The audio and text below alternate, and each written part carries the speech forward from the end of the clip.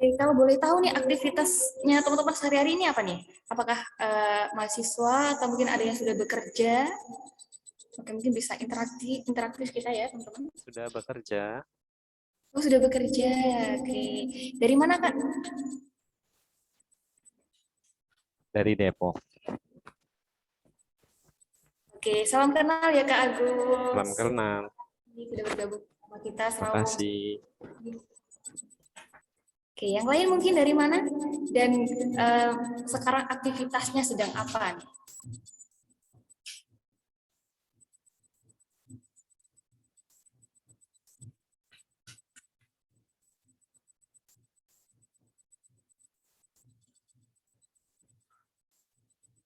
Oke, ini ada Kak Gita ya yang semester akhir. Semoga dilancarkan seperti itu ya Kak Gita ya. Alhamdulillah. Oke. Oh, mahasiswa-mahasiswa. Kebanyakan di sini masih mahasiswa ya teman-teman ya. Semoga dilancarkan kuliahnya. Semoga yang semester akhir segera diluluskan dari kampus ya. Lulus sendiri atau diluluskan ini.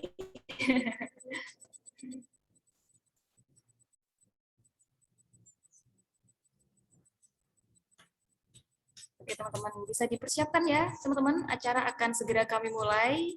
Diharapkan teman-teman dapat interaktif dalam diskusi kali ini dan semoga kita juga dapat memberikan yang terbaik ya pada hari ini ya. Oke, bisa dipersiapkan terlebih dahulu ya teman-teman.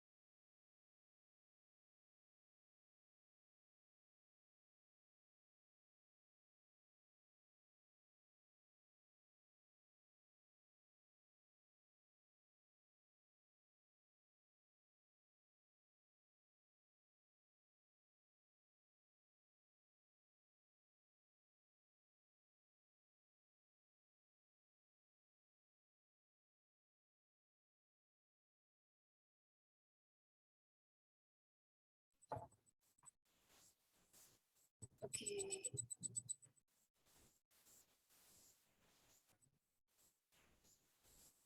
Oke teman-teman, bismillahirrahmanirrahim. Assalamualaikum warahmatullahi wabarakatuh. Waalaikumsalam warahmatullahi wabarakatuh. Oke, terima kasih. Sebelumnya perkenalkan teman-teman semuanya, nama saya Lilis Ramawati. Di sini saya selaku koordinator dari Serawung Psikologi seperti itu. Alhamdulillah wa syukurillah teman-teman semuanya, kita dapat berkumpul dan bergabung dalam talk show terkait dengan memaafkan luka batin. Semoga hari ini kita dapat memberikan diskusi yang sangat bermanfaat dan teman-teman dapat interaktif dalam diskusi kali ini. Dan sebelumnya saya ucapkan terima kasih kepada Bapak Yohanes yang telah menyempatkan waktunya untuk bisa bergabung dan berbagi ilmunya bersama teman-teman di sini. Dan saya ucapkan terima kasih juga kepada Bapak Sunarno selaku pembina dari Serawung Psikologi. Dan saya ucapkan juga kepada teman-teman Serawung Psikologi, saya ucapkan terima kasih telah memberikan diskusi yang sangat luar biasa kali ini. Dan saya ucapkan terima kasih dan selamat datang kepada seluruh peserta dari talk show. Sebelum menganjak ke kegiatan talk show terkait dengan memaafkan luka batin teman-teman semuanya, di sini saya akan sedikit memberikan introduction atau memberikan informasi kepada teman-teman semuanya terkait dengan serawung. Apa sih serawung psikologi itu? Nah, mungkin teman-teman juga baru sekali ini yang mendengar kata-kata serawung psikologi ya, seperti itu ya. Dan di sini juga banyak sekali teman-teman yang dari luar daerah seperti itu ya. Dan diharapkan dengan adanya serawung psikologi ini, teman-teman dari luar daerah juga bisa bergabung berdiskusi bersama kita semua seperti itu. Oke, sebelumnya nih saya kenalkan dari Serawung Psikologi ini adalah sebuah kelompok diskusi teman-teman semuanya yang mewadahi mahasiswa dan dosen psikologi terutama di IAIN Kediri yang memiliki visi memperluas wacana psikologian dan mempertajam riset. Nah, dengan diadakannya talkshow kali ini juga salah satu visi dari kita untuk memperluas terkait psikologian yaitu terkait dengan memaafkan luka batin. Nah, nanti apa saja yang akan dibahas oleh narasumber yang sangat luar biasa pada hari ini nanti akan disampaikan oleh beliau yang sangat luar biasa seperti itu. Nah, selanjutnya teman-teman kita akan mengajak ke talk show, mungkin nanti informasi terkait dengan serawung akan kita sampaikan lagi atau mungkin teman-teman nanti yang ingin lebih dalam mengetahui serawung psikologi itu apa sih, kita nanti akan bisa berdiskusi di grup ya, seperti itu teman-teman. Oke, selanjutnya yaitu acara yang kita tunggu-tunggu teman-teman, yaitu talk show terkait dengan memaafkan luka batin kepada yang sangat luar biasa Mbak Sima akan memandu, ada memoderatori kegiatan kita pada hari ini untuk waktu dan tempat.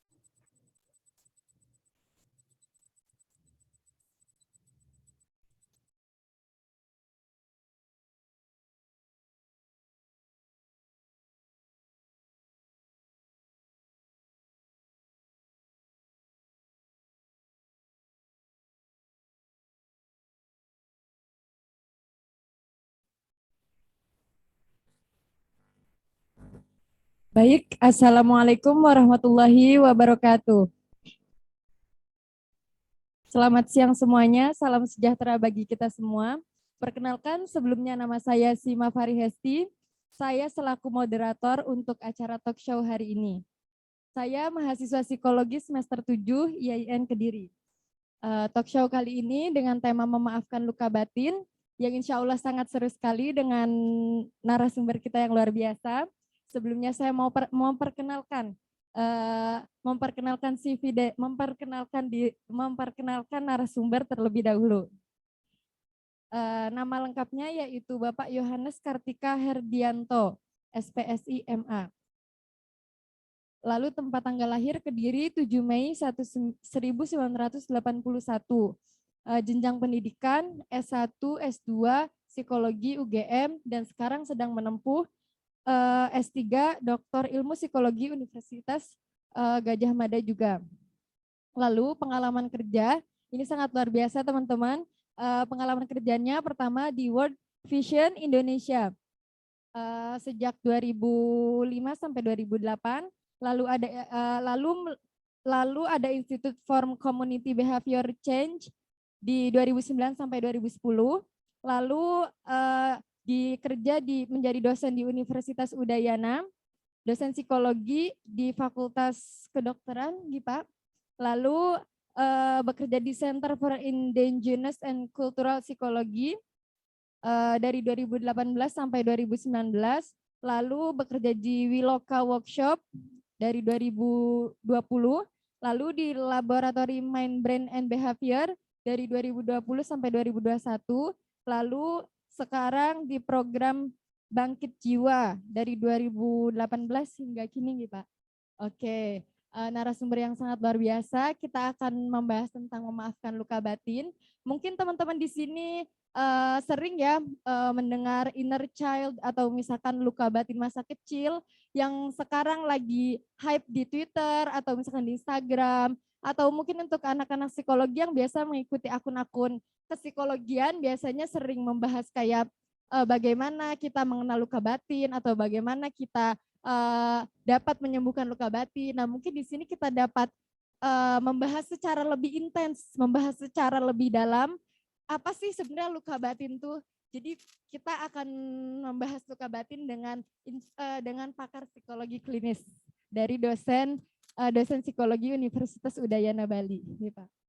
Langsung saja di sini untuk pemula, saya sebagai pemula Pak dan mungkin teman-teman yang lain, luka batin itu sebenarnya apa sih Pak? Definisi atau kata sederhana luka batin itu bagaimana Pak?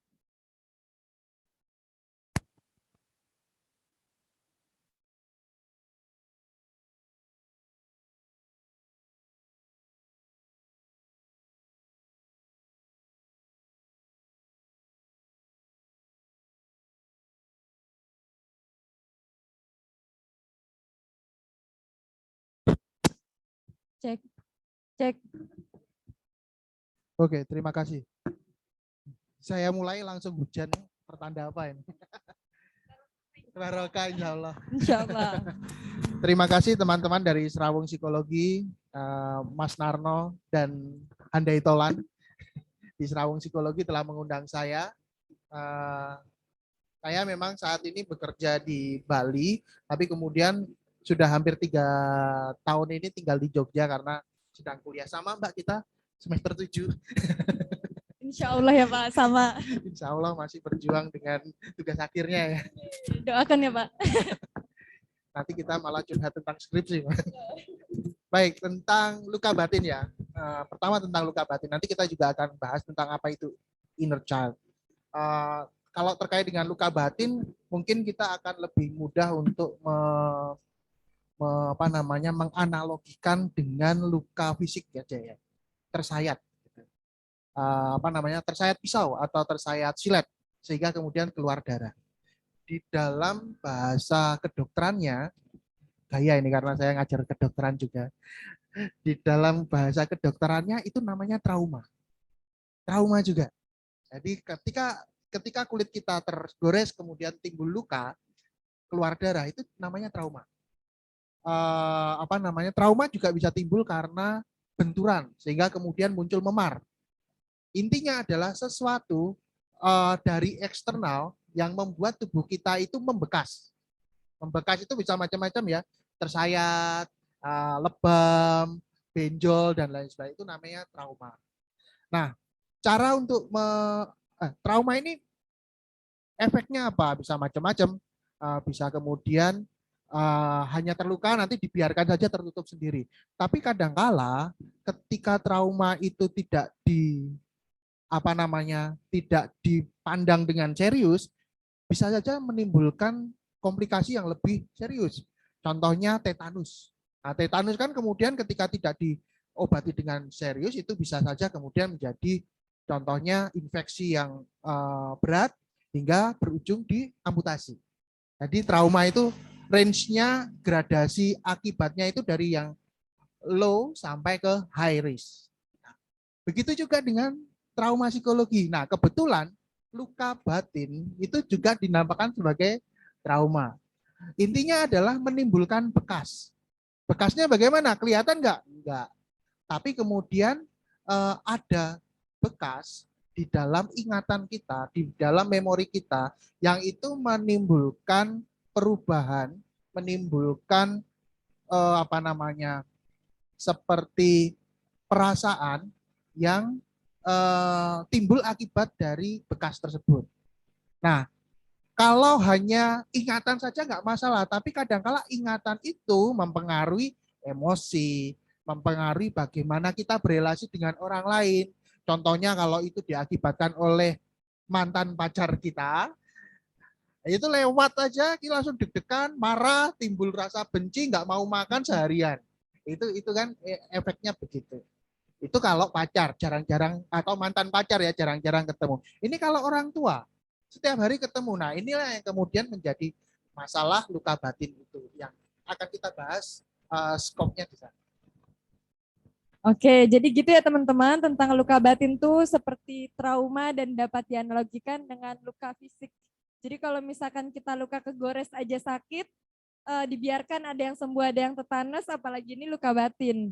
Nah, lalu bagaimana sih Pak luka batin itu dapat terbentuk atau apa sih pemicu trauma tersebut bagi anak-anak mungkin? Itu kan biasanya kalau luka batin kan terjadi di masa kanak-kanak ya Pak ya. Nah itu tuh bagaimana awalnya atau pemicunya dapat terjadi luka batin? Oke. Oke, saya sedikit kembali ke inner child tadi, orang bilang inner child gitu. Apa sih inner child itu? Inner child itu kalau dibahasakan secara mudah adalah bagian, kalau kita sekarang sudah dewasa semua ya, sudah 18 tahun ke atas ya. Tapi kemudian yang menjadi masalah adalah kadangkala pengalaman ada pengalaman masa kecil kita yang tidak ikut bertumbuh di dalam diri kita. Ini bahasanya kalau kita ngomongin tentang ketika kita ngomongin inner child, bahasanya seperti itu. Jadi ada bagian kita yang tetap masih kecil. Karena apa? Ada pengalaman yang membuat dia itu kemudian seperti fish di sana. Pengalaman bisa saja bahagia. Contohnya kita mendapatkan perlakuan yang menyenangkan, hadiah yang menyenangkan, itu kita ingat-ingat, kemudian itu menjadi pengingat kita untuk berperilaku di masa datang, masa sekarang dan masa datang. Begitu juga dengan luka batin tadi. Ketika itu terjadi di masa kanak-kanak, ada momen yang kemudian secara tidak sadar itu freeze di dalam diri kita. Jadi anak-anak diri kita yang masih anak-anak itu terbawa hingga sekarang. Nah, masalahnya adalah kalau itu adalah pengalaman yang tidak menyenangkan, pengalaman yang ada luka batinnya. Itu dulu. Nah, apa saja yang menyebabkan luka batin itu? Bisa macam-macam. Jadi bisa saja diakibatkan dari pertama tentang kehilangan. Kehilangan bisa macam-macam ya. Kehilangan barang. Bisa loh ya. Barang aja hilang itu bisa nyesel sekali.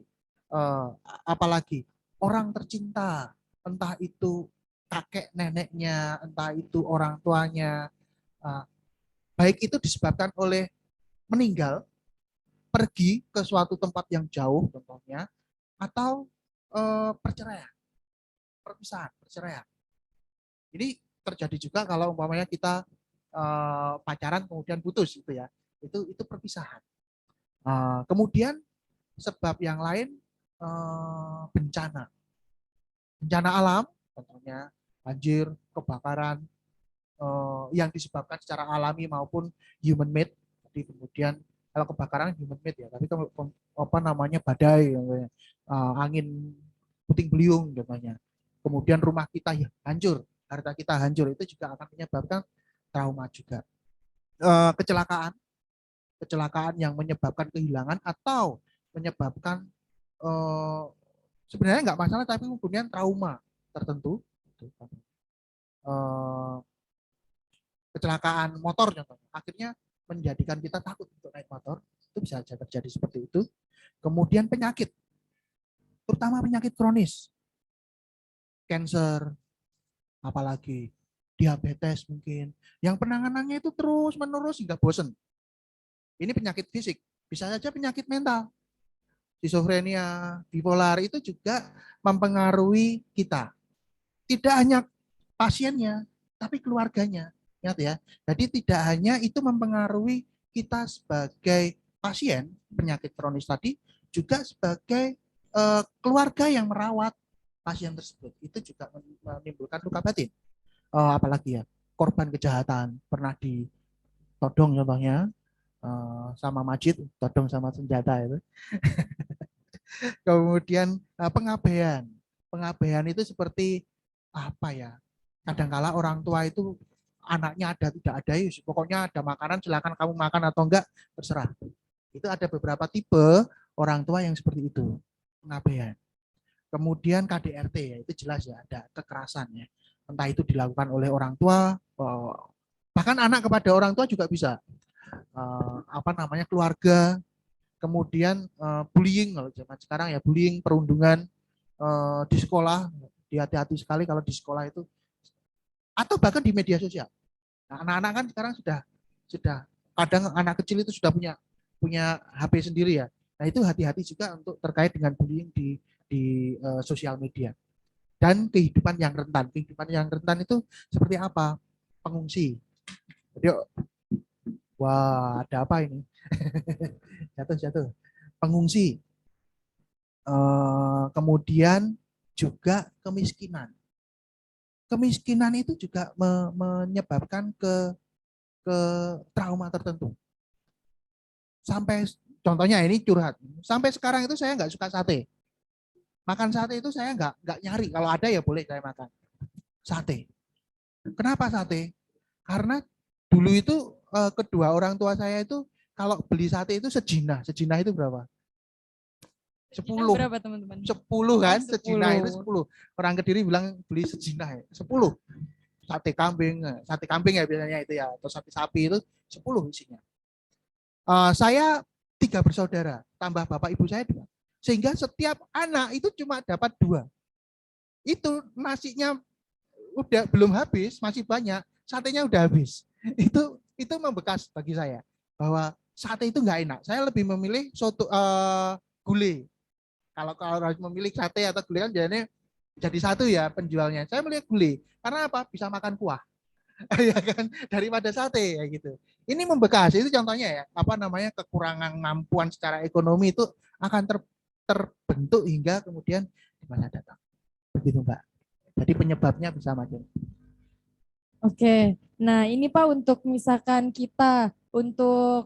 teman-teman yang sudah 18 tahun ke atas yang mungkin baru mengenal istilah inner child kayak gini, terus bagaimana untuk mereka dapat mengenali gitu Pak. Kan kita merefleksikan diri kan susah-susah gampang gitu Pak. Nah, lalu bagaimana cara kita kayak mengenali, oh kayaknya saya mungkin ada luka di memori ini, atau ada luka di bagian kejadian ini. Nah, cara merefleksikannya gimana Pak? Soalnya terkadang kayak misalkan, oh kita nih baik-baik aja, tapi padahal mungkin menyimpan trauma yang tidak terkenali gitu. Nah, bagaimana itu pakai cara kiat-kiat sederhana untuk kita orang awam dapat memahami bahwa kita tuh sebenarnya punya luka dan mungkin harus dipulihkan dengan baik gitu Pak.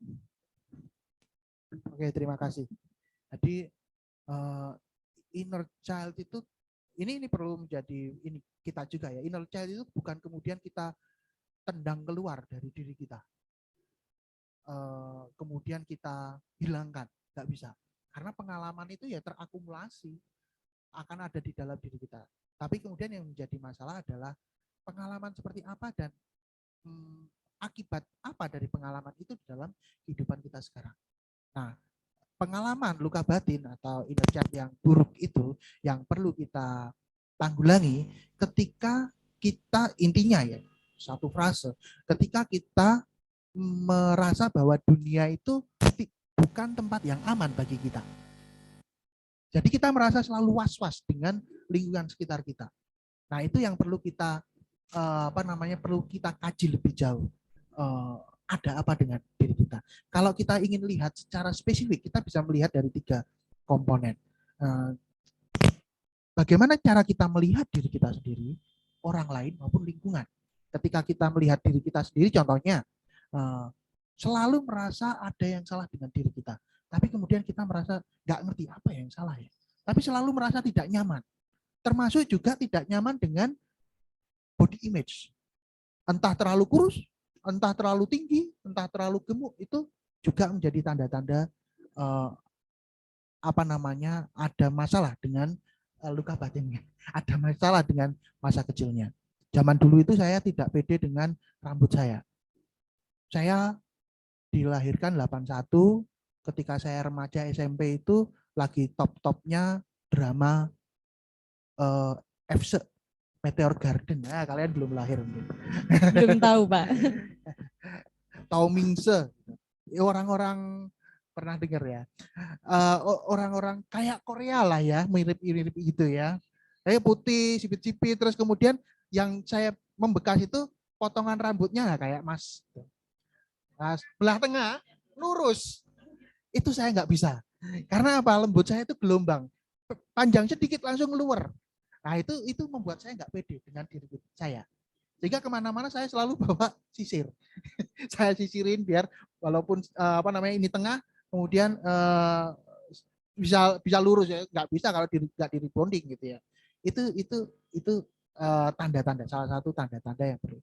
Malu dengan bentuk tubuh. Nah ini yang sudah menjadi masalah. Malu dengan bentuk tubuh kita. Atau terkait dengan bagaimana kita mengerjakan sesuatu, perfeksionis. Pengennya harus perfect, harus sempurna. Itu juga tanda-tanda ada masalah di kemudian hari, di masa lalunya. Kalau terkait dengan orang lain, takut ditinggalkan. Akhirnya apa? Ketika berhubungan dengan lawan jenisnya, posesif. Nah, itu contohnya. Posesif banget. Itu juga tanda-tanda apa ini? Takut ditinggalkan. Kemudian susah move on dengan orang lain. Wah, siapa yang susah move on? Banyak. Terus apa lagi ya? Sulit atau malu untuk menunjukkan perasaan. Entah itu perasaan suka, perasaan marah, tapi sulit sekali. Sehingga kemudian ditanya bagaimana perasaan ya, yang ditujukan adalah fake, tidak sesuai dengan apa yang dirasakan. Sering curiga pada orang lain. Nah, ini Arno ya bahasanya gitu ya, selalu merasa bahwa orang lain itu berniat jahat. Itu juga salah juga. Berusaha untuk menghindar atau lari dari konflik. Setiap ada konflik hilang. Ada orang seperti itu nggak mau menghadapi. Jadi pengennya selalu hilang. Kalau ada konflik, berhadapan dengan konflik hilang. Nggak pengen ngomongin. Padahal konflik kan bukan sesuatu hal yang harus kita hindari terus. Harus kita hadapi, kita selesaikan. Itu kan menjadi. Kalau situasi lain, kaitannya tadi kan diri sendiri, orang lain, situasi lain. Orang bisa saja terkait dengan cemas, dengan situasi baru. Contohnya kita diundang ke mana Serawung Psikologi ini. Ini adalah suatu lingkungan yang baru. Wah, malu saya nggak ada temannya. Saya nggak mau datang. Itu juga menjadi tanda-tanda. Kenapa kok lingkungan yang baru itu membuat sangat cemas? Kalau malu aja nggak masalah, tapi kemudian kecemasan kita untuk datang. Kemudian kesulitan untuk memulai dan menyelesaikan tugas. Ini skripsinya nggak selesai-selesai itu. Jangan-jangan ada inner child yang perlu Itu Mbak. Terima kasih. Oke, begitu ya teman-teman. Lalu ini Pak, untuk kan kita sudah tahu apa faktor yang mempengaruhi luka batin, terus lalu kita juga sudah tahu bagaimana cara mengenali luka batin. Lalu di sini bagaimana cara kita dapat menerima gitu Pak. Kan setelah kita tahu kan ada fase untuk pergolakan ditolak dan menerima gitu Pak. Nah, bagaimana misalkan cara kita menerima sehingga setelah itu dapat mampu memaafkan. Kan biasanya kalau dalam psikologi kan pertama-tama menerima dulu gitu Pak. Dan menerima juga mungkin bukan hal yang mudah ya untuk beberapa orang. Nah, itu bagaimana Pak cara kita untuk dapat menerima dan lalu memaafkan luka batin tersebut? Baik, terkait dengan luka batin ya, kita mungkin luka batin itu selalu ada di dalam diri kita. Itu yang pertama. Ini konsep-konsepnya ya, yang harus kita pahami untuk bisa menguak luka batin kita, kemudian memulihkannya. Pertama, luka batin itu ada di dalam diri kita, sehingga perlu ada istilahnya kalau kaitannya dengan inner child tadi adalah reconnected dengan inner child ini. Jadi yang selama ini kita lupakan, inner child yang tumbuh ada di dalam diri kita lupakan, kita reconnect lagi dengan dia, kita kenali lagi inner child kita, pengalaman-pengalaman masa lalu kita. Itu yang kemudian istilahnya mengenali lagi, rekonsiliasi lagi dengan ini. Kemudian siapa yang paling mengenali inner child kita? Ya diri kita sendiri. Ini yang perlu kita pahami. Nah, kalau memang perlu bantuan, kadang-kala itu ada pengalaman itu gampang sekali untuk kita lihat, gitu ya. Semuanya bisa seperti itu. Tapi ada beberapa pengalaman-pengalaman yang sulit untuk kita pahami, sehingga membutuhkan teman dekat yang dapat dipercaya. Itu juga kita harus milih-milih juga, jangan kemudian curhat di bis ya, di sembarang orang sehingga semua orang lain tahu. Itu juga akan ketika itu kembali kepada kita, orang lain ngejudge kita, itu akan semakin terpuruk. Jadi kita harus hati-hati memilih orang untuk kita. Nah, kalau tidak ada support system yang kuat, entah itu sahabat, saudara, orang tua yang kuat untuk mendukung kita, untuk memahami luka batin kita, ya kita cari profesional kesehatan jiwa. Ini yang, kalau itu memang sangat mengganggu diri kita, Cari aja profesional kesehatan jiwa. Siapa saja? Psikiater, psikolog, perawat jiwa, konselor, dan lain sebagainya. Itu banyak yang bisa kita mintai bantuan. Itu pertama. Kemudian yang kedua, namanya bukan sembuh dari luka batin. Sembuh itu kayak pilek. Minum obat flu, selesai, besok sembuh. Tidur, minum teh hangat, jahe hangat, besoknya sudah bisa beraktivitas lagi, sembuh. Flu-nya, virus influenzanya hilang. Luka batin tidak seperti itu. Karena apa? Kita tidak bisa mengenyahkan pengalaman kita. Sehingga istilah yang tepat adalah pulih. Pulih itu adalah tetap ada, tapi kemudian kita bisa handle on it. Kita bisa menghandle dia, dan kita tetap bisa melanjutkan kehidupan kita menjadi lebih baik lagi. Makanya kemudian istilahnya berdamai dengan pengalaman masa lalu kita. Kita nggak akan bisa ngilangin masa lalu di tip X gitu, nggak bisa kan? Tetap ada. Tapi yang kemudian menjadi berbeda adalah kita bisa menerima pengalaman itu sebagai bagian dari diri kita. Yang pertama. Yang kedua, kemudian dalam rangka pemulihan itu selalu membutuhkan proses yang panjang dan sangat personal. Sehingga, tapi bisa saja, makanya personal, ada saja orang yang, saya seminggu sudah selesai dengan masalah seperti itu. Tapi ada beberapa orang yang berminggu-minggu, bahkan berbulan-bulan, bahkan ada yang bertahun-tahun belum selesai dengan masalah itu. Ini sangat personal. Jadi tidak seragam genre dan panjang ini yang. Kemudian ini yang utama. Kemudian apakah bisa luka batin itu disembuhkan dengan healing? Kan biasanya Zaman sekarang ya Pak. Kemana kalau healing biasanya? Healing ke laut, Healing ke laut gunung. gitu ya. Cari Healing. vitamin C. Iya kan? Vitamin C ya, healing. Bisa nggak seperti itu? Mungkin bisa. Tapi kemudian hati-hati dengan istilah healing ini. Kadang-kala kita healing itu lupa sejenak. Kita kubur. Tapi masalahnya itu tidak kita gumuli. Kalau di laut kemudian kita merenung, ternyata masalahnya seperti ini, bagaimana menghadapinya, nggak masalah. Kalau di laut tapi kemudian kita hanya ingin melupakan saja, itu seperti hanya menimbun luka batin agar tidak terlihat. Tapi kemudian di suatu saat ya akan meledak. Begitu seterusnya. Jadi saya bukan berarti kemudian healing itu nggak berguna, tapi kemudian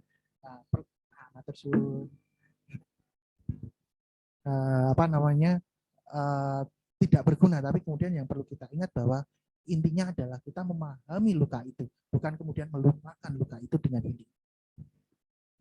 Oke, lalu kalau misalkan sekarang kan Pak, kayak misalkan ada kasus bullying, terus si korban tuh biasanya kayak berucap dalam hati, oke, nanti saya akan buktikan ke teman-teman saya bahwa saya misalkan dapat berprestasi atau saya dapat menjadi orang yang terkenal seperti itu. Nah, ibaratnya seperti itu kan pembalasan seperti itu, apakah baik untuk inner child, untuk luka batinnya, apakah dapat, maksudnya menolong luka batinnya, atau malah itu hanya memelihara egoismenya saja Pak?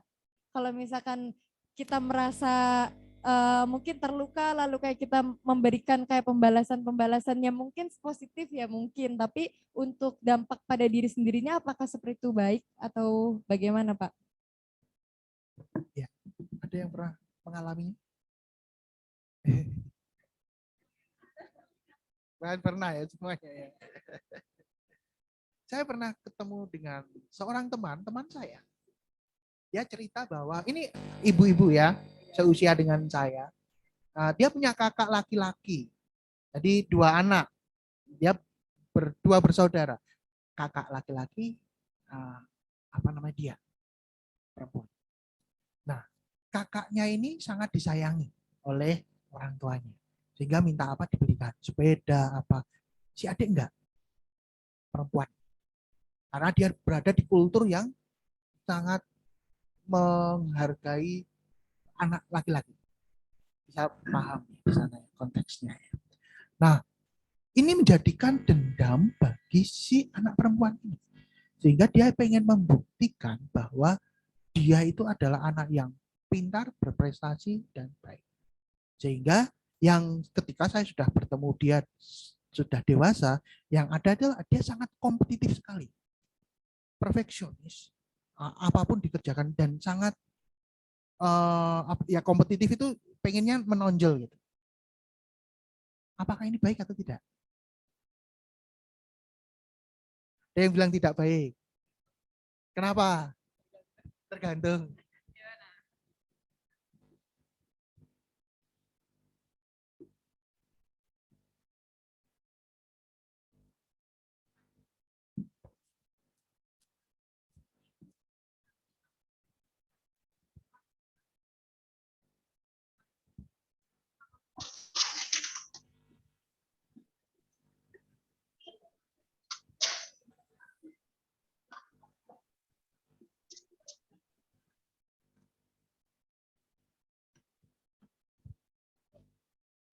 Ada lagi? Ada lagi pendapat?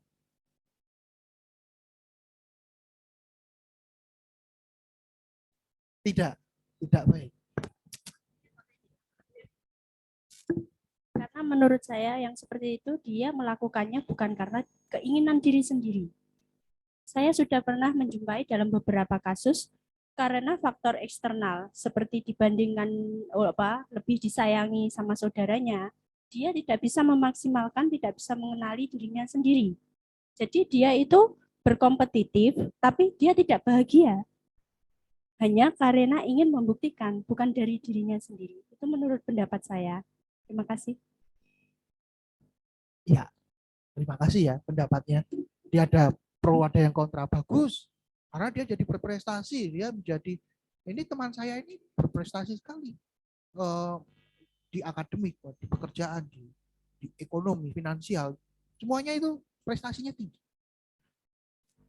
Ini, kita lihat sekarang. Definisi gangguan psikologis. Nah, kita kembali di sana. Gangguan psikologi itu apa sih sebenarnya? Kalau belajar psikologi kan menjadi gangguan ketika dia berpengaruh pada 3 aksis, minimal pribadi, sosial, dan pekerjaan. Ini berpengaruh enggak? Pribadinya dendam enggak? Masih ada dendam enggak? Pengalaman-pengalaman dendam itu masih ada tidak? 2, sosial. Dia dengan orang tuanya, dengan kakaknya bermasalah atau tidak? Kalau enggak masalah. Pekerjaan, oke, dia berprestasi dan lain sebagainya. Tapi kemudian apakah itu mendukung pekerjaan yang lebih besar atau tidak? Jangan-jangan dia maju sendiri, yang lainnya enggak. Ketika itu kita lihat 3 aksis itu menjadi gangguan. Tapi kalau enggak, ya enggak masalah. Mungkin untuk apa namanya, teman saya ini akan lebih baik kalau dia menyadari pengalaman traumatis tadi, kemudian dia memaafkan pengalaman itu tadi. Ini yang kemudian akan membedakan. Jadi seperti itu ya teman-teman, terkait misalkan kita membalas dendam secara positif seperti itu. Tadi bisa dijelaskan kalau misalkan pada akhirnya mengalami gangguan ya sebaiknya dikenali dan dimaafkan seperti itu. Lalu Pak, di sini juga ada titipan pertanyaan, katanya kapan sih waktu terbaik untuk memaafkan? Sekapan waktu terbaik untuk memaafkan ya luka-luka batin kita?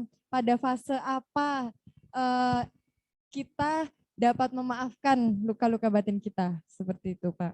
Oke, terima kasih.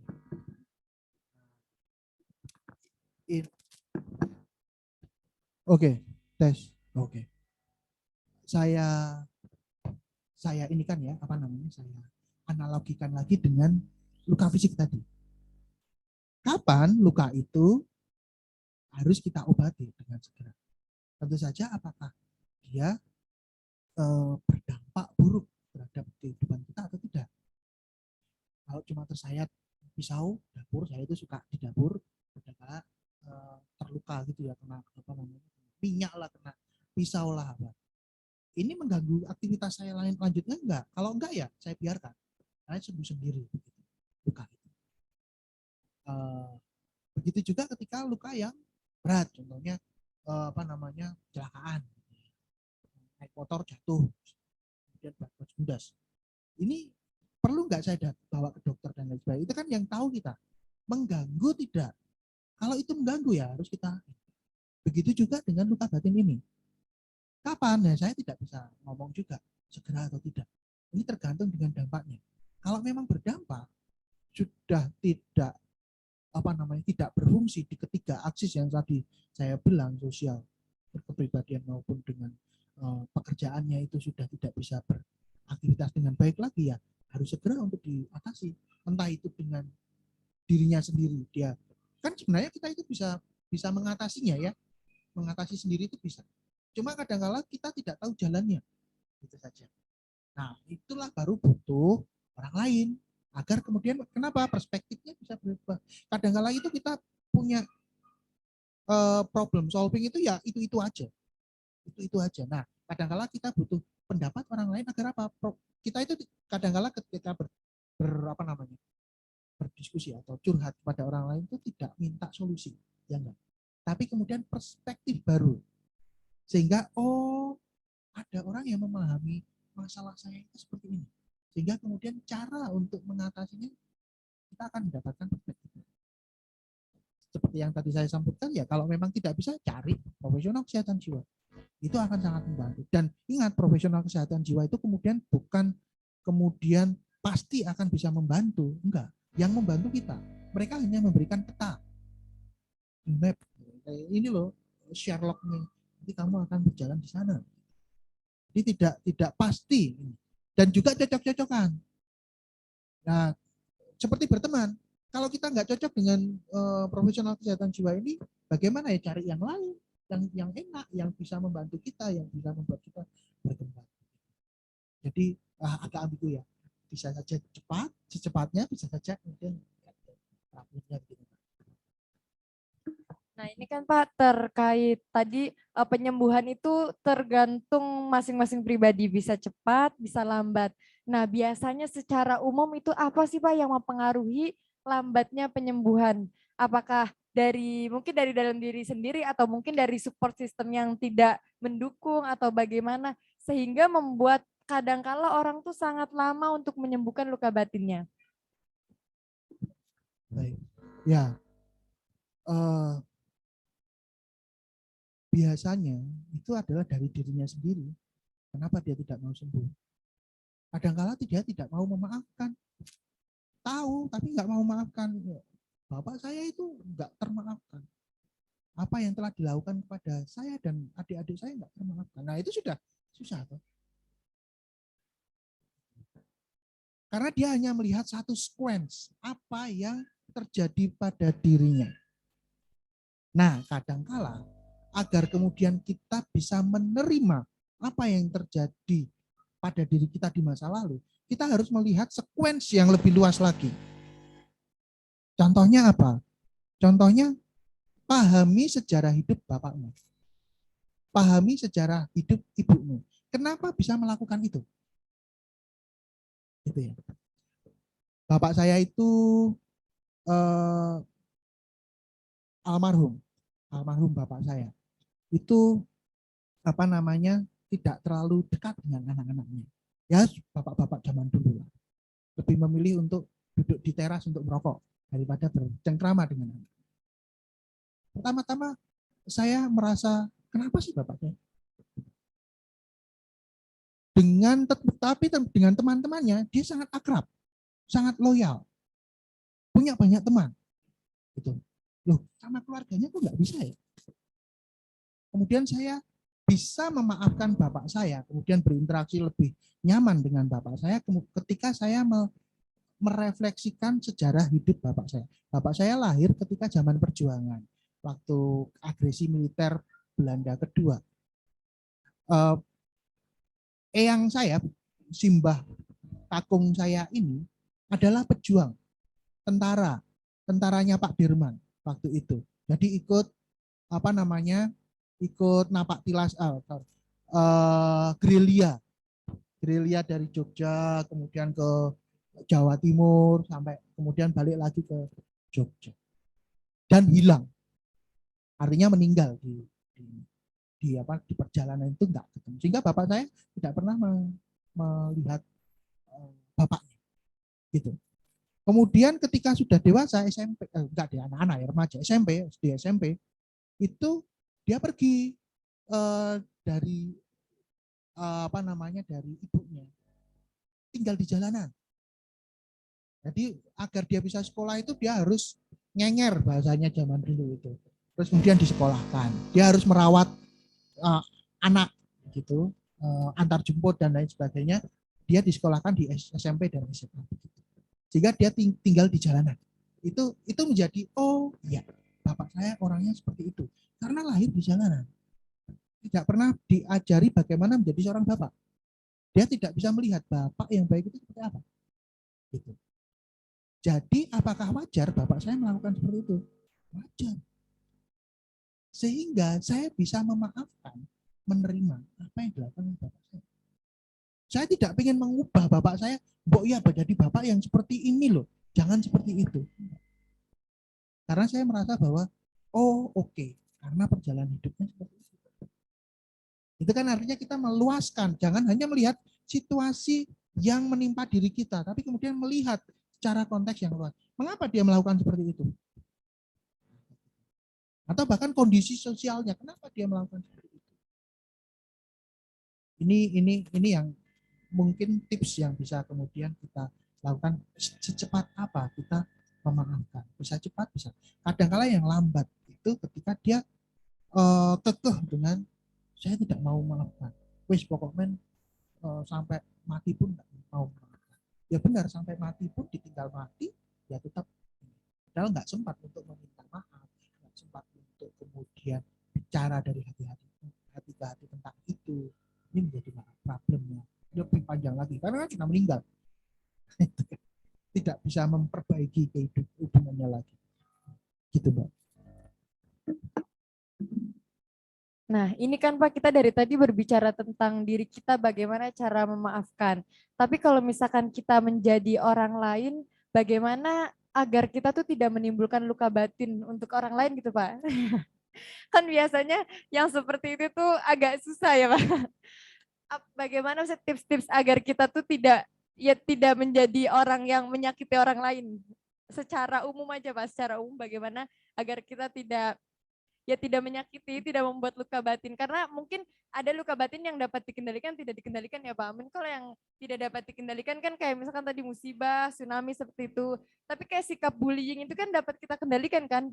Mungkin kita tidak boleh jadi orang pembuli agar anak itu tidak mempunyai luka batin bullying seperti itu. Nah mungkin secara umumnya bagaimana Pak? Mungkin teman-teman di sini agar kita bisa saling mengetahui. Oke, ini pertanyaan yang sulit karena saya merefleksikan diri saya itu jadi bapak itu sangat keras. Karena saya jadi orang tua pada zaman saya itu apes. Waktu saya kecil dipukulin. Ya kan? Kalau salah dipukul. Tapi ketika saya sudah jadi orang tua nggak boleh mukul. Ya kan? Itu berat. Pengalaman saya itu memukul, kalau apa-apa pukul. Itu nggak boleh, ya kan? Saya nggak pernah memukul juga. Tapi kemudian yang menjadi masalah saya renung-renungkan, gimana biar kemudian bisa mendisiplinkan. Ini kadang-kala yang menjadi perdebatan juga. Dan saya tidak bisa ngomong bahwa saya bebas dari saya tidak membuat trauma. Mungkin saya membuat trauma gitu. Jadi anak saya kalau umpamanya sakit nakal, entah itu dia nggak mau makan itu diemut. Anak pertama saya 2 jam, nggak cuma sejam, 2 jam, sehingga giginya itu hancur. Dalam mulut itu air liur itu kan mengubah nasi karbohidrat menjadi glukosa, laktosa ya. Itu kan menghancurkan gigi. Nah, itu gigi anak saya itu hancur karena itu. Nah, ketika anak kedua ini, saya berusaha keras agar dia nggak ngemut. Sama aja makannya lama setengah mati. Ya, lumayan sih, berkembang 1 jam. Tapi nggak lama. Jadi, sehingga kemudian cara saya agar kemudian dia bisa makan cepat, selalu saya meniti 2 menit, Habis nggak habis, saya paksa untuk segera menelan, masuk lagi, begitu. Itu 1 jam, gitu aja 1 jam gitu. Nah, saya nggak bisa menganggap bahwa itu tidak akan menimbulkan Iya, luka trauma. batin. Iya. Luka batin mungkin juga menimbulkan. Terus kalau maunya dia nakal atau apa, saya nggak mukul, tapi kemudian saya menyuruh dia untuk menghadap tembok, menempel pokoknya segini menghadap tembok. Ya pokoknya renungkan kesalahanmu apa. 5 menit baru saya panggil. Itu pun ini anak saya nggak bisa diam. Dua-duanya cewek nih yang cewek itu nggak bisa diam. Jadi tapi terus lihat apa, megang apa, jadi gitu. Jadi dia tidak merefleksikan. Terus kemudian udah sekarang tangannya di atas, jadi dua-duanya di sana di atas ini. Saya nggak akan melihat apakah itu menimbulkan trauma atau tidak. Mungkin trauma juga. Tapi kemudian bagaimana caranya ini gitu.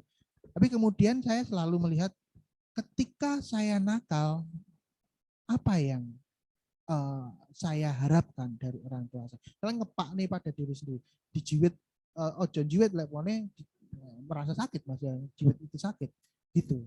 Intinya agar tidak menimbulkan trauma ya begitu. Tapi kemudian ya bisa saja tetap menimbulkan trauma ya. Contohnya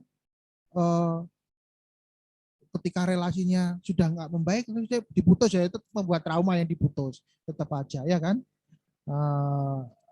Ya sulit lah. Tapi kemudian mungkin satu tips itu tadi, kalau nggak mau dijiwet ya jangan jiwet orang lain. Oke, jadi seperti itu ya teman-teman. Kalau misalkan tips sederhananya, kalau misalkan kita diperlakukan tidak baik itu tidak suka, ya jangan memperlakukan hal yang tidak baik kepada teman-teman yang lain. Diskusinya seru sekali ya. Mungkin saya akan memberikan 3 pertanyaan kepada teman-teman yang ada di sini terlebih dahulu. 3 pertanyaan. Mungkin teman-teman yang mau bertanya boleh angkat tangan. Untuk via Zoom dapat menulis di kolom komentarnya atau di kolom chatnya. Nanti akan dibacakan ketika pertanyaan yang di sesi offline ini sudah terjawab semua. Boleh teman-teman yang ada di sini silakan untuk bertanya. Adakah yang mau bertanya? Untuk teman-teman yang di Zoom boleh ya sekalian langsung saja tulis di kolom komentarnya.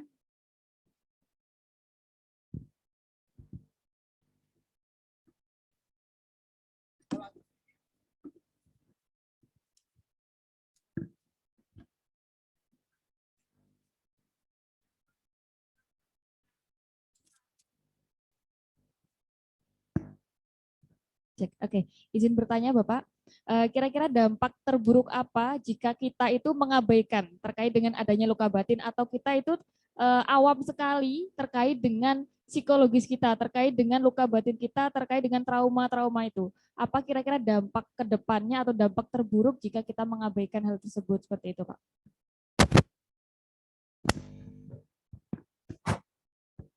Ya, terima kasih pertanyaannya.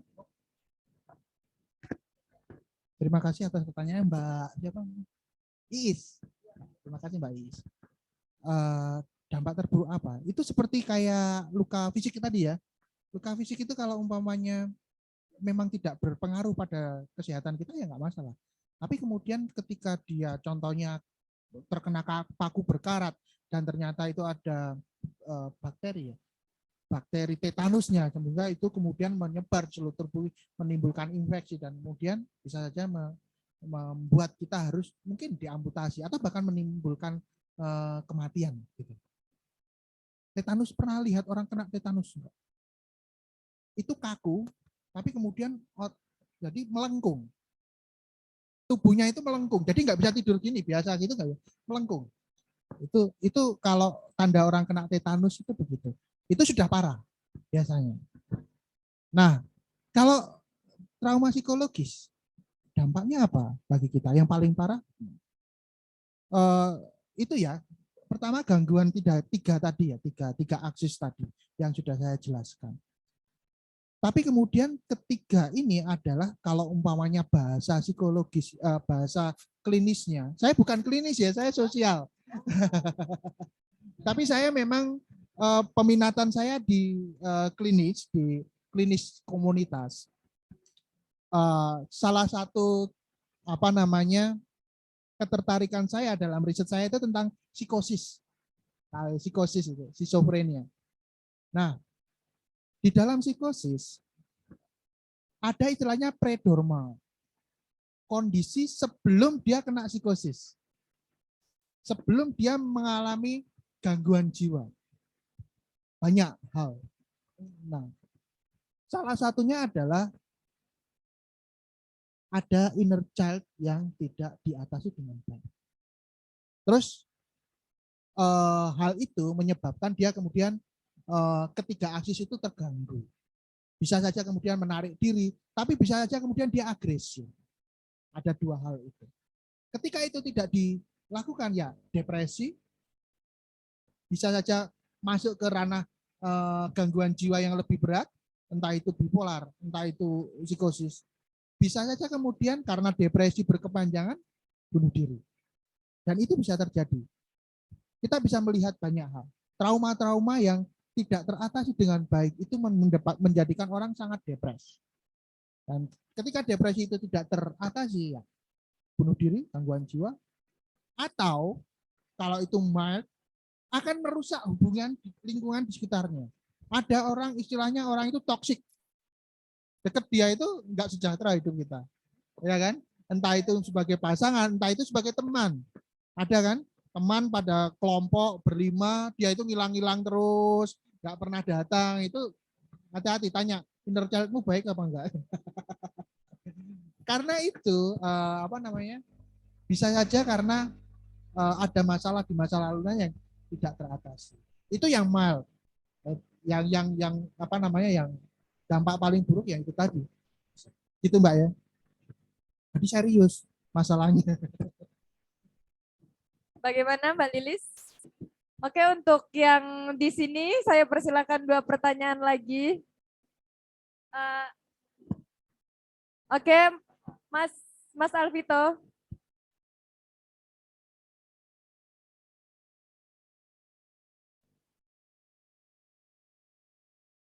Halo, oke. Pak, perkenalkan nama saya Vito. Saya izin bertanya terkait tadi kan Bapak menjelaskan bahwa salah satu pemicu dari luka batin kan ditinggalkan. Nah, kalau ini kisah saya sendiri ya Pak, saya kan udah ditinggalkan sama orang dekat lah, ya orang tua lah Pak, kayak gitu. Ayah saya. Nah, jadi kayak apa ya, setelahnya tuh agak hampa aja kosong gitu loh Pak. Nah, saya emang benar sih Pak kata Bapak yang tadi Bapak jelaskan kan perlunya ada orang lain ya, entah sebagai tempat kita curhat atau sebagai pemberi perspektif lain ya Pak. Tapi di sisi lain saya itu punya trust issue sama orang lain gitu loh Pak. Kayak susah banget percaya sama orang, jadi nggak bisa asal kayak curhat gitu loh Pak. Nah di satu sisi lagi kayak saya tuh butuh teman, butuh kayak tempat sampah untuk saya cerita segala macam, mengeluarkan unek-unek, tapi kayak saya nggak bisa cerita ke orang karena takut segala macam gitu Pak. Nah, jadi niat mau healing, niat mau menyembuhkan malah makin ada apa istilahnya Pak, penyakit baru gitu Pak. Lantas kalau seperti itu kira-kira mana yang harus saya sembuhkan dulu gitu Pak? Saya pulihkan sih Pak. Oke. Bukan sembuh ya, pulih. Terima kasih Mas Vito atas sharing ya ini ya. Pertanyaan juga sharing. Ini agak sulit ya, karena memang pengalaman kehilangan itu akan sangat berat untuk orang, dirasakan orang ya, terutama anak gitu. Dan biasanya pengalaman kehilangan, terutama sosok ayah di entah itu perceraian, entah apa. Kemudian ada dampak lain itu trust issue itu. Jadi itu ada kaitannya dua hal itu. Biasanya ya Mas ya. Nah, mau tidak mau itu ya tetap harus diperbaiki. Bukan mana yang lebih dulu, dua-duanya itu adalah sesuatu hal yang sama. Karena itu biasanya ya gini.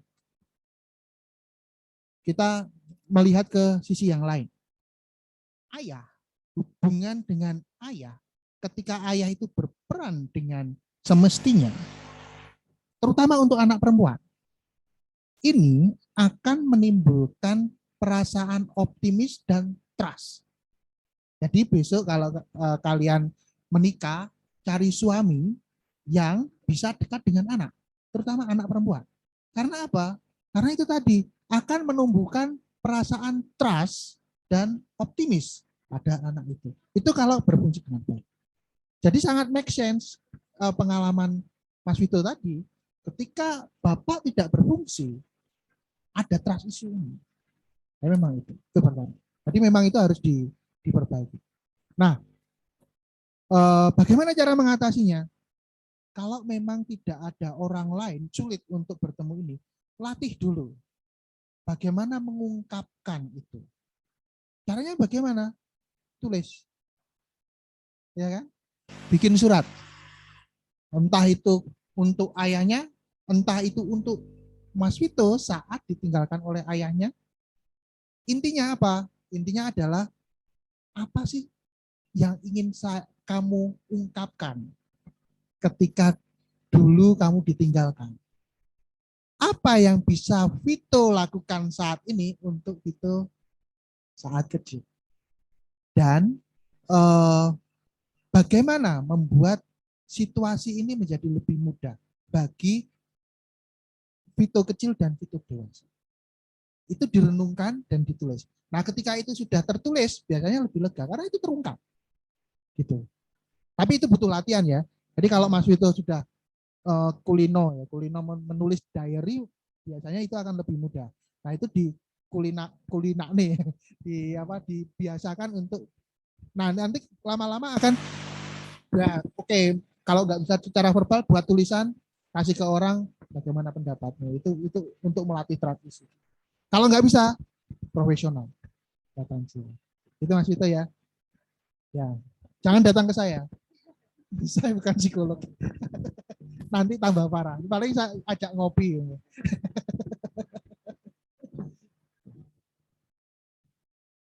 Oke, menarik sekali ya teman-teman tadi tipsnya untuk misalkan sebagian dari kita yang tidak pandai bercerita kepada teman, kita dapat menulis atau bahasa kerennya mungkin menulis jurnal ya, jurnal harian atau jurnal-jurnal perasaan-perasaan kita dapat dituliskan di buku, itu sangat membantu untuk merasa lega ya Bang, merasa lega. Jadi kalau misalkan mungkin kita belum punya teman yang tepat atau mungkin belum percaya dengan seseorang yang ingin kita ceritakan, kita dapat menulis agar lebih tenang. Oke, untuk yang di sini saya beri satu kali pertanyaan, Mbak Vina.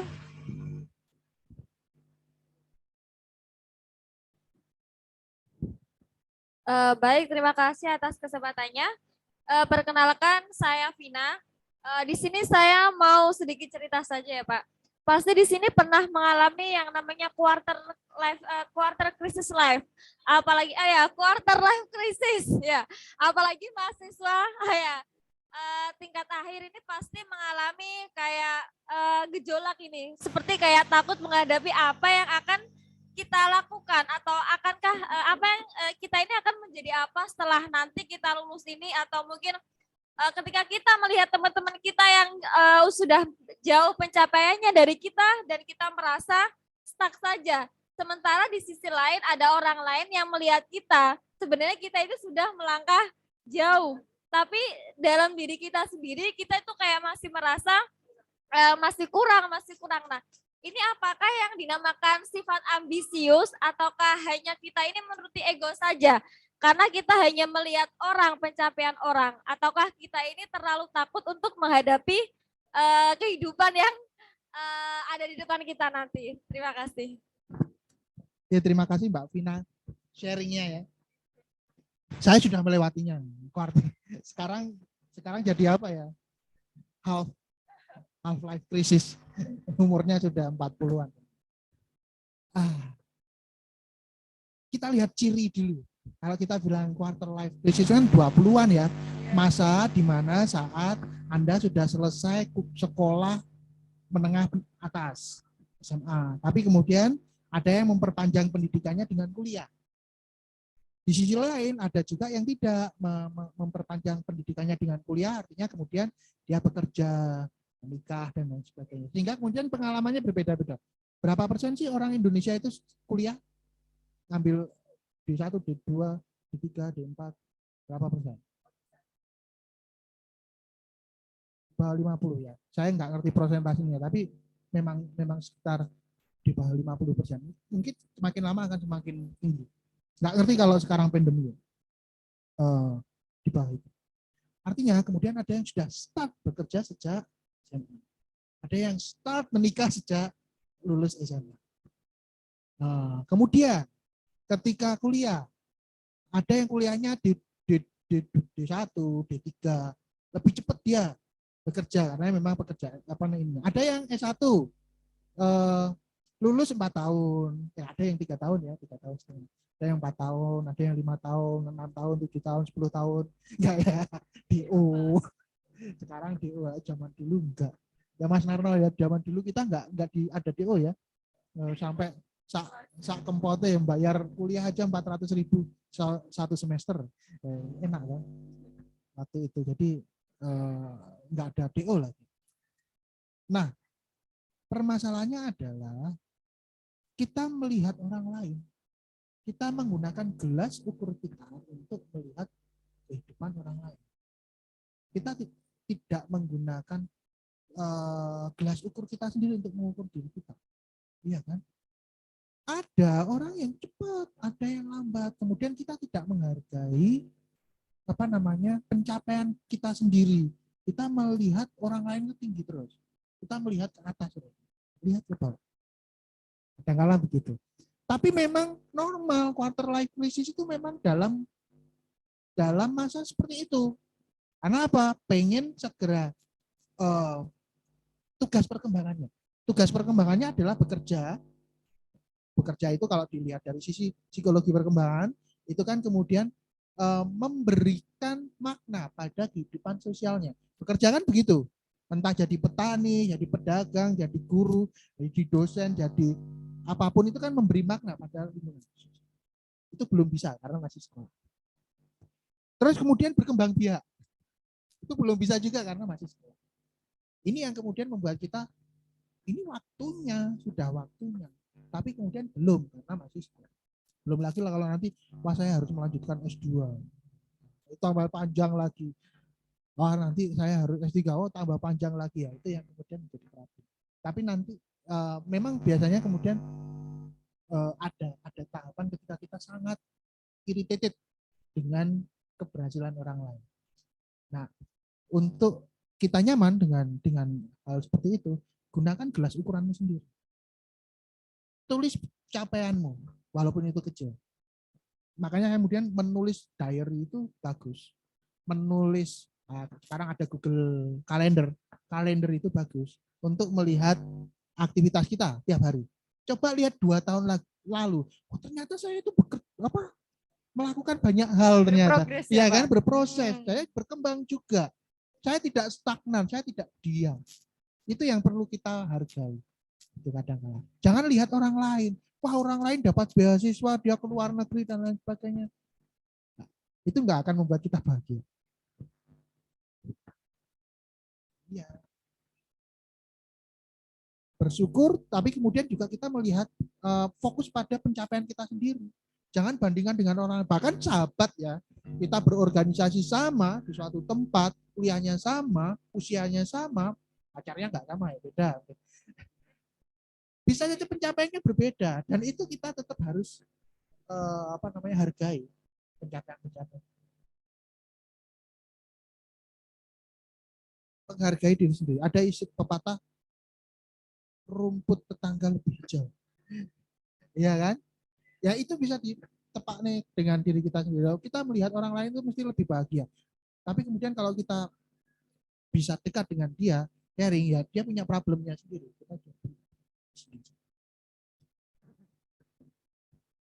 Jadi bisa disimpulkan mungkin kita harus menghargai sekecil apapun apa yang telah kita capai karena kita nggak pernah memakai sepatu orang lain di perjalanan kita. Iya, soalnya nggak pas ya ukurannya. Ini saya akan memilih secara acak ya pertanyaan dari teman-teman yang bertanya lewat kolom chat karena pertanyaannya lumayan banyak dan mungkin beberapa sudah dibahas. Jadi saya akan memilih secara acak dan yang belum dibahas. Ini ada pertanyaan dari Kanavi. Pak, apakah luka batin itu bisa jadi inspirasi untuk lebih produktif? Karena ada yang sudah terlalu sering mendapat luka batin dan itu malah jadi hal yang biasa. Sampai ini ya mati rasa. Sampai kebas. Bagaimana, Pak? Ya. Sampai kapalan. Mohon jawabannya. Oke, terima kasih. Hanafi, Mas Hanafi. Ya, namanya Hanafi. Oke. Oke, yang sudah kapalan hatinya karena luka batin. Bisa saja. Kalau kita melihat contohnya, ya saya melihat dari seni ya, entah itu seni sastra, tulisan, novel, banyak yang timbul akibat sakit hati, mungkin tinggal pacar, kemudian dia menulis novel, bisa loh itu jadi apa namanya, inspirasinya itu membuncah. Sama seperti ketika kita jatuh cinta itu kan, wah inspiratif, membuat ya puisi itu kan, wah sehari 15 puisi kan itu sudah jadi buku gitu kan. Begitu juga ketika putus cinta, wah apa-apa itu selalu ada tema putus cintanya. Padahal senja itu enggak masalah. Ya kan, senjanya dari buru warnanya gitu. Senja begitu sendu membuat aku, nah gitu kan. Jadi anak senja. Itu atau lukisan atau mungkin juga semangat tadi ya, dendam. Nah, semangat untuk menjadi lebih baik, bisa saja inspirasi. Oke, seperti itu ya Mas Kanafi. Ini untuk pertanyaan selanjutnya ada dari, perkenalkan saya Revol dari Samarinda. Wah, jauh sekali. Terima kasih sudah bergabung. Ini pertanyaan saya adalah, apakah inner child dapat dimanipulasi dengan teknik hipnoterapi? Bagaimana tanggapan Bapak terkait hal tersebut? Terima kasih. Oke, terima kasih. Revolusi dari Samarinda, jauh sekali. Apakah bisa menggunakan teknik apa namanya, hipnosis ya, hipnoterapi untuk inner child ini? Saya bukan praktisi hipnoterapi ya, tapi mungkin ada beberapa hal yang bisa digunakan untuk kemudian membantu. Contohnya tadi kalau apa namanya, Mas Vino ya tadi ya, terkait dengan trust issue, untuk bisa terbuka kepada orang lain. Mungkin bisa saja kemudian di hipnoterapi agar trust issue-nya itu di apa namanya, dimanipulasi, kemudian agar dia bisa cerita. Nah, tapi intinya untuk membantu bagaimana menguak luka batin itu dan kemudian diperbaiki. Saya tidak menyarankan hipnoterapi itu untuk menutup aja. Tutup aja agar lupa. Nanti akan terbuka lagi. Hipnoterapi itu paling lama berapa bulan sih efektif? Ada yang bilang 6 bulan, ada yang bilang 3 bulan. Tapi 6 bulan itu sudah ngabar. Nah, setiap kali kita punya masalah itu ke hipnoterapis. Enggak murah loh hipnoterapis. 1,5 juta apa berapa gitu. 1 kali ketemuan, ya kan? Itu kan lumayan juga. Jadi saya bukan anti hipnoterapi, tapi gunakan itu untuk memperbaikinya, mengenali inner child itu. Kemudian ketika itu sudah kita apa namanya, kita kenali, kita pulihkan, itu akan lebih permanen dampaknya daripada itu. Begitu Mas Vino. Revo, terima kasih. Oke, jadi Mas Revo seperti itu ya. Ini berlanjut dari pertanyaan Salsabila Talita. Bagaimana dampak dari model pengasuhan orang tua yang selalu mengekang anaknya sehingga membuat kita tidak dapat berekspresi, takut untuk berekspresi, tidak dapat berekspresi dan selalu menuruti keinginan orang tua, dan bagaimana solusi untuk anak tersebut agar dapat mengekspresikan dirinya. Jadi mungkin ini terkait komunikasi kali ya Pak, komunikasi, bagaimana menjalin hubungan komunikasi kembali antara anak dan orang tuanya. Nah ini dia, ini masalah saya juga. Saya sebagai orang tua. Ini tapi bisa dipandang sebagai begini, kejadiannya sudah lama, Akhirnya kemudian dia dikekang sehingga sulit untuk berekspresi. Hingga saat ini dia merasa jadi enggak, mungkin lah ya, saya karena hanya tertulis ya, tidak bisa mengekspresikan diri karena dulunya dikekang. Sehingga perlu untuk mengatasi itu. Bisa saja. Atau dia melihat adiknya atau keponakannya yang saat ini dikekang. Nah, ketika itu sudah terjadi pada dirinya, sehingga dia perlu membuka pengalaman dikekangnya itu, ya tentu saja prosedurnya adalah membuka luka batinnya tadi, bahwa dia dikekang, kesulitan untuk mengekspresikan diri, kesulitan untuk berkreasi dan lain sebagainya, karena dia harus mempunyai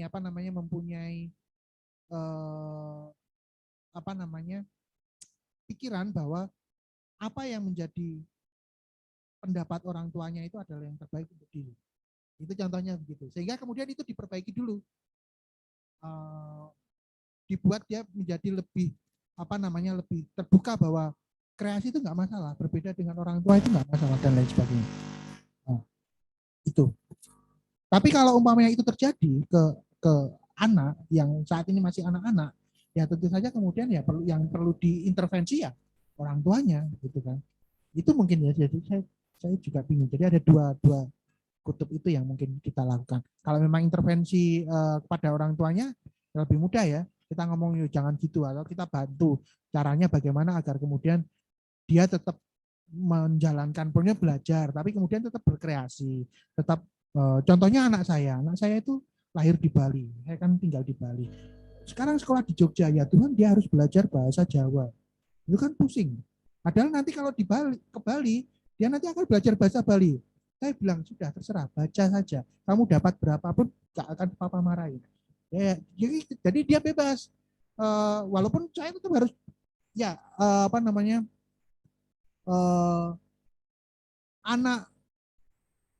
anak kerbau namanya apa itu kan biasanya gitu ya, gudel, terus kemudian gudel, terus kelopo, wite kelopo jenis opo ya, wah ya dia ngamuk-ngamuk, buat apa sih belajar kayak gini itu, nggak apa-apa belajar aja, pokoknya nanti kalau ditanyain kamu tahu, salah nggak masalah gitu. Akhirnya itu diinget-inget dia, jadi dia lebih happy pada itu.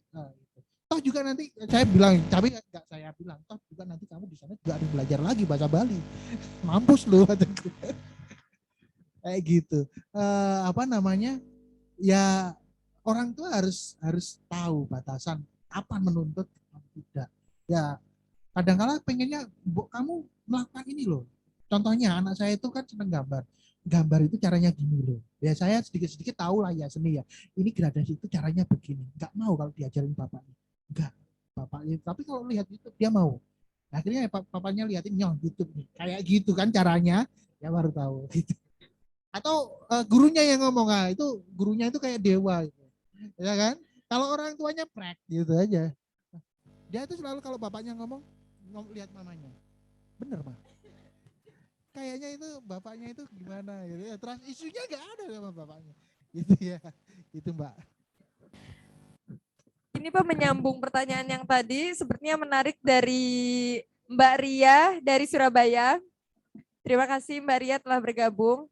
Titik pertanyaan, jika luka batin itu berkaitan erat dengan orang tua hingga sekarang, apakah mereka harus tahu dalam artian kita ceritakan? Karena sepertinya tidak adil kalau luka batin ini hanya saya yang menanggungnya. Padahal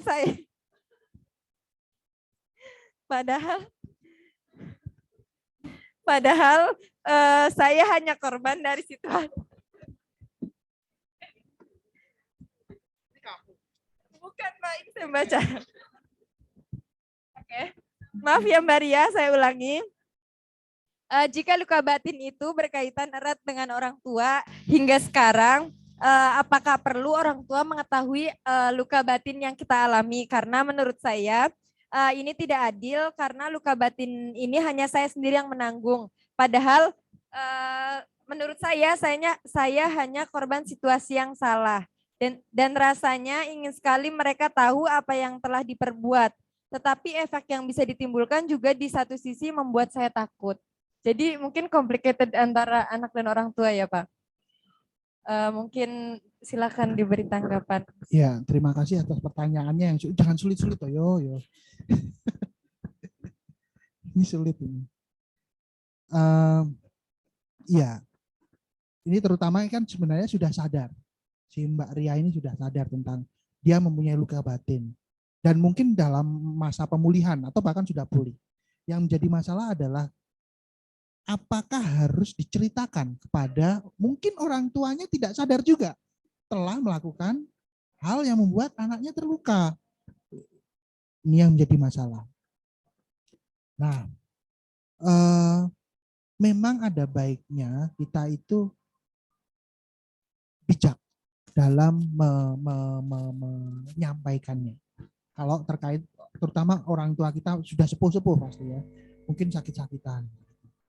Jangan sampai kemudian kita cerita tentang Pak, Mah, dulu itu Papa itu beliin saya sate 10, itu membuat saya terluka. Gitu. Terus papanya jantungan, terus sakit. Ya itu kan jadi nggak baik kan.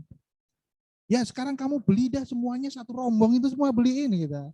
Nah, kayak gitu. Ya kita perlu bijak dalam menakar ini. Efeknya ketika diceritakan apakah baik untuk kita atau baik untuk beliau. Kalau ternyata atau baik untuk keduanya. Kalau ternyata hanya baik untuk kita, tidak baik untuk dia. Nah, kita perlu pertimbang apakah diceritakan atau tidak. Jangan sampai kemudian kita menimbulkan luka batin pada orang tua kita yang sudah sepuh itu. Itu yang pertama. Atau kita ceritakan dengan cara lain. Contohnya ibu saya itu saya ceritain tentang sate itu sekarang ketawa-ketawa aja. Karena itu saya cerita bukan, Bu kemarin tuh kayak gini-gini, saya sekarang minta 10 jinah gitu, enggak ya. Nanti makan saya sendiri 10 jinah juga dan kolesterol saya naik nanti. Cuma cerita aja bahwa dulu itu seperti ini loh. Jadi ya memang dulu itu kan nggak banyak uang untuk membeli itu pun hanya seminggu sekali untuk. Dan saya pikir itu cukup gitu. Kalian kan masih kecil-kecil, itu kan satenya gede-gede. Wah, enggak juga kecil itu segini gitu. Tapi itu menjadi cerita apa namanya sambil guyon. Nah, apakah luka batin Mbak Ria itu bisa diceritakan dengan cara guyon itu? Sehingga itu adalah sesuatu hal yang dilihat bersama. Tidak menyerang kedua orang tuanya, tapi dilihat bersama. Ini ada pengalaman dulu, kayak gini. Jadi bukan salah orang tuanya, tapi salah ini nih, pengalaman ini. Oke, besok kalau beli sate, kamu beli 1 jinah, nggak masalah, kamu makan sendiri. Beres. Atau kemudian ceritanya juga, oke, ini adalah pengalaman saya, tapi ini sekarang sudah nggak jadi masalah. Saya tetap menghormati orang tua papa mama saya, dan kita tetap berlanjut seperti ini. Itu yang jadi problem. Gitu Mbak. Oke, jadi disimpulkan untuk Mbak Ria dapat bijak dalam mengekspresikan ya Pak, dapat mengkomunikasikan dengan bijak mungkin cerita-cerita masa lalu yang kurang menyenangkan. Oke, semakin sore semakin seru pertanyaannya. Tapi terima kasih untuk yang bertanya lewat chat karena di sini lumayan banyak, sudah banyak yang berdatangan. Saya beri kesempatan 3 kali penanya untuk terakhir, 3 penanya terakhir untuk menutup sesi ini. Dua.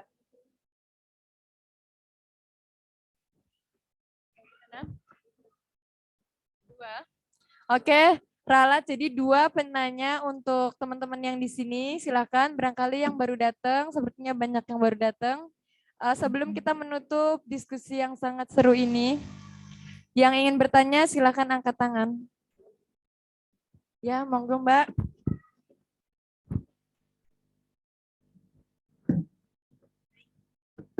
Tadi sudah dijelaskan untuk penyebab luka batin inner child ini, ya.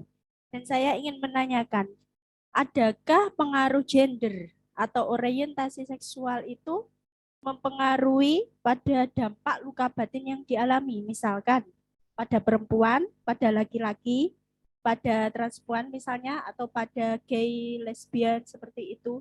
Dan saya itu sempat gimana ya, pada kasus yang umum kita jumpai, kalau pasangan sesama jenis itu lebih luka batinnya itu lebih dalam sampai dia melakukan hal-hal yang kriminal pada pasangannya atau cemburu yang over, beda dengan kita yang apa normal ya, ya kan ya, yang seperti inilah ya senormal gitulah. Ya itu saja yang ingin saya tanyakan. Adakah pengaruhnya gender terhadap luka batin? Ya orientasi seksual.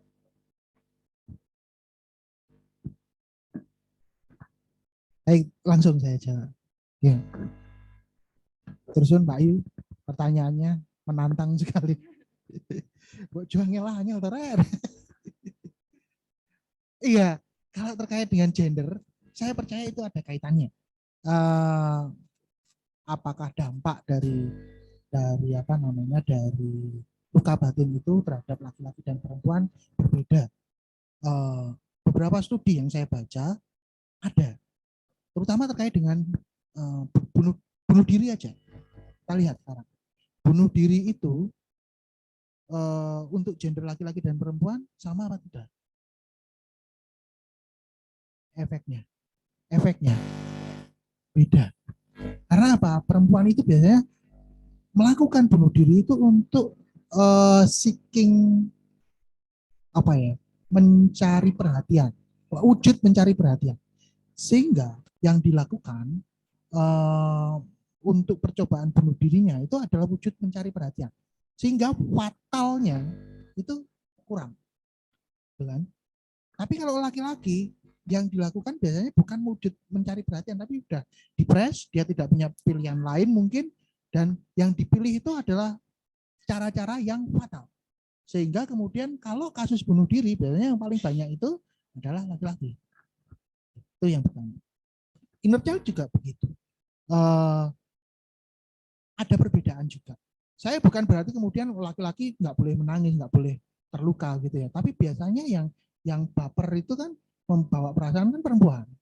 Mungkin ya, saya nggak baca ininya, tapi kemungkinan yang kemudian terbawa inner child-nya terus menerus di kemudian hari ini kebanyakan perempuan. Kalau kaitannya dengan orientasi gender, saya tidak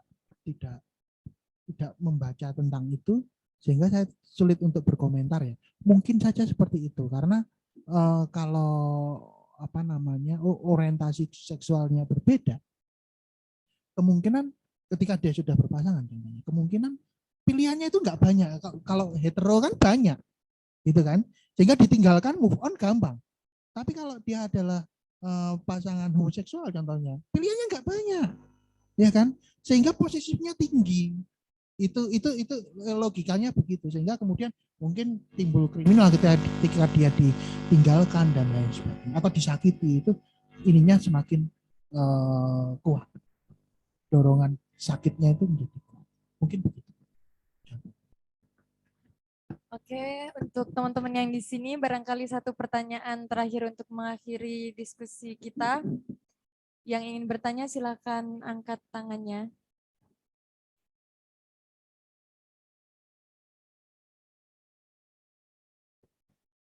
Silakan.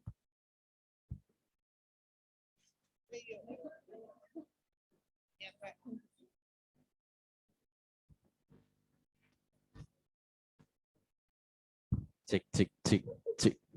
Ya, sebelumnya terima kasih pada Bapak Yohanes telah memberikan materi terkait luka batin pada hari ini. Nah, tentunya dari pembelajaran tadi dan sebelum-sebelumnya kita pastinya sudah dan mulai aware terhadap diri terkait tanda-tanda luka batin. Artinya kan karena sampean semua sudah yang di sini juga sudah mengenal apa itu luka batin, saya kira kedepannya akan lebih sensitif terhadap gejala-gejala jiwa yang terkait dengan luka batin. Nah, agar apa namanya efektif terhadap menghadapi luka-luka yang ada, mungkin kita juga bisa melakukan skala prioritas terhadap mana yang dijelaskan lebih dulu dan seterusnya. Nah, mungkin tips apa namanya supaya lebih apa namanya efektif dan mudah menghadapi luka batin yang tiap tiap hari kita hadapi, baik yang ringan-ringan, konflik ringan sampai yang terberat. Nah, itu mungkin tips-tipsnya bisa dibagikan. Terima kasih. Terus dengan Mas Sinten Fahmi, terus Mas Fahmi. Tipsnya, waduh, kalau dikatakan tips itu sulit ya. Karena setiap orang pasti mempunyai tips yang berbeda. Tapi yang tadi saya sampaikan kepada Mas Vino tadi mengenai menulis diary atau menuliskan surat, menulis jurnal tentang apa yang kita rasakan dan sebagainya, itu bisa menjadi satu tips bagaimana kita memahami luka-luka batin kita. Yang paling aman malah mungkin ya kalau apa namanya menulis surat untuk diri karena tidak tersiarkan ke orang lain. Itu bisa menjadi satu. Kemudian yang kedua terkait dengan luka batin ini adalah kadangkala kita itu perlu jeda sejenak. Nah, jeda sejenak itu bisa macam-macam. Untuk menelisik, untuk melihat apa yang ada di dalam diri kita. Apakah kita terluka, lukanya seperti apa, mengapa orang lain melukai kita, atau diri kita melukai kita itu mengapa. Itu perlu kita telisik. Caranya bagaimana? Macam-macam. Ada yang mengatakan meditasi, ada yang sholat, ada macam-macam. Atau hanya merenung aja karena untuk memeriksa batin. Ini yang penting, memeriksa batin. Dan kemudian mendengarkan, mengamati apa yang terjadi. Jadi objek apa yang kita amati adalah pengalaman kita. Ini yang perlu kita lakukan. Seringkali kita terlewat kita itu orang yang sibuk ya. Sibuk itu dalam arti dari bangun sampai tidur lagi itu seperti tidak pernah ada kosong. Kosong sedikit buka HP.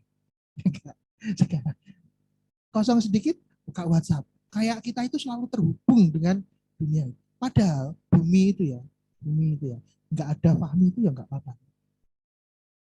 Nggak ada Hendy, saya nggak apa-apa. Tetap berputar, tetap berotasi, tetap keliling matahari. Gitu. Artinya kita itu perlu jeda sejenak untuk melihat diri kita sendiri. Agar apa? Agar kita bisa melihat diri kita sendiri, kemudian bisa memberikan perbedaan yang lebih menyeluruh. Siapa tahu kalau maunya kita lebih paham, kemudian bumi menjadi lebih jauh, itu memberi perubahan yang besar. Itu tips yang kedua, itu meditasi kalau bahasanya. Yang ketiga, ya kalau memang kita tidak mampu untuk menguak luka-luka batin kita, cari pertolongan orang lain. Support group kita yang paling dekat keluarga, pasangan, kalau enggak ya ke profesional. Nah, saat ini saya itu senang dengan anak muda saat ini itu lebih terbuka dengan profesional kesehatan jiwa. Ya kan? Itu bagi saya ada gelombang yang positif bagi kesehatan jiwa di setahu saya di Indonesia. Kalau di global saya nggak ngerti apakah itu terjadi atau tidak. Dan ini adalah hal yang positif karena orang muda lebih terbuka dengan kesehatan jiwa, datang ke psikiater, datang ke psikolog, melihat melihat website ataupun media sosial dari profesional kesehatan jiwa, bertanya dan lain sebagainya. Itu lebih dibanding saya dulu seusia saya.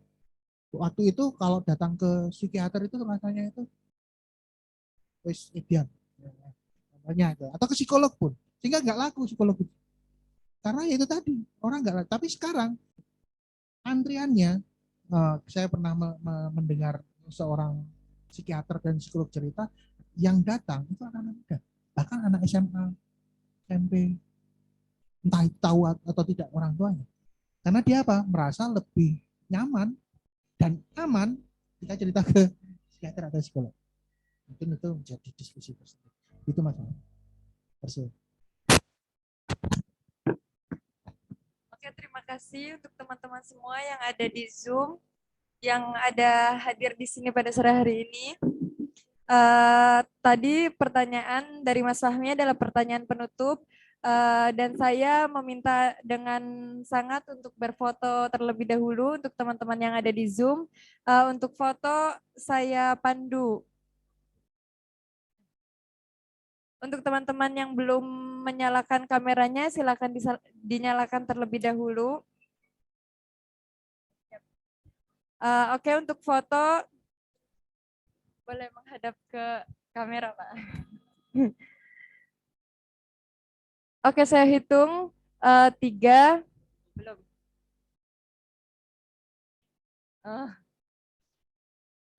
Oke, ditunggu untuk teman-teman yang belum on cam, segera on cam.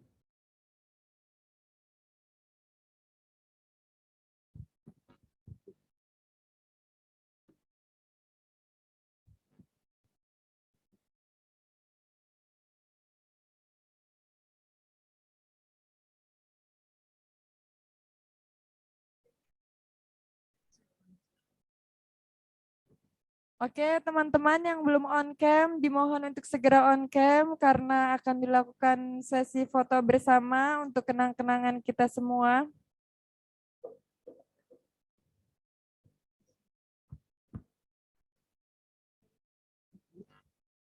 Untuk sesi foto akan segera dimulai. 3, 2, 1. Sekali lagi. Oke, baik, sekali lagi untuk teman-teman yang belum on cam, dipersilakan on cam. Foto akan segera dimulai dengan hitungan ketiga. 3, 2, 1. Satu lagi. Oke, baik. Terakhir ya. Ada slide. Oke. Sekali lagi terakhir ya untuk teman-teman yang belum on cam, silakan on cam. Foto akan segera dimulai. 3. Siap, please. 2, 1. Oke, terima kasih semuanya. Terima kasih teman-teman. Untuk teman-teman yang telah bergabung melalui Zoom dari berbagai daerah, saya juga telah membaca banyak chat apresiasi untuk talk show ini. Terima kasih untuk teman-teman yang telah mengapresiasi. Untuk teman-teman yang ada di sini juga saya mengucapkan terima kasih banyak telah meluangkan waktunya. Untuk Pak narasumber yang sangat luar biasa, saya sangat lupa ya. Saya sangat berterima kasih. Mungkin acara ini cukup sekian dan saya mohon closing statement-nya untuk memaafkan luka batin. Monggo, Pak. Oke, terima kasih closing statement-nya. Terima kasih atas undangannya, Serawung Psikologi, sehingga saya bisa sharing dan curhat di sini, curhat colongan ini. Jadi luka batin itu kalau kita bisa atasi dengan baik, akan terakumulasi. Jadi seperti yang saya sebutkan tadi ya, itu tidak akan bisa kita hilangin luka batin itu. Tapi kemudian bisa kita pulihkan, bisa kita terima dengan lapang dada. Dan itu akan terakumulasi menjadi pengalaman masa lalu yang menjadi pembelajaran yang bermanfaat bagi kehidupan kita selanjutnya. Itu yang bisa saya sampaikan. Semoga kita semua berbahagia dan bisa memaafkan luka batin kita, hidup dengan luka batin kita, dan menjalani kehidupan dengan optimal. Terima kasih. Sekali lagi saya ucapkan terima kasih banyak untuk Pak Yohanes. Terima kasih banyak untuk Pak Yohanes telah bergabung dengan kita di sini, duduk di sini. Terima kasih sekali lagi untuk teman-teman. Cukup sekian dari kami, Serawung Psikologi. Mohon maaf atas kekurangan dan mungkin sedikit kelebihannya ya. Wassalamualaikum warahmatullahi wabarakatuh. Waalaikumsalam warahmatullahi wabarakatuh.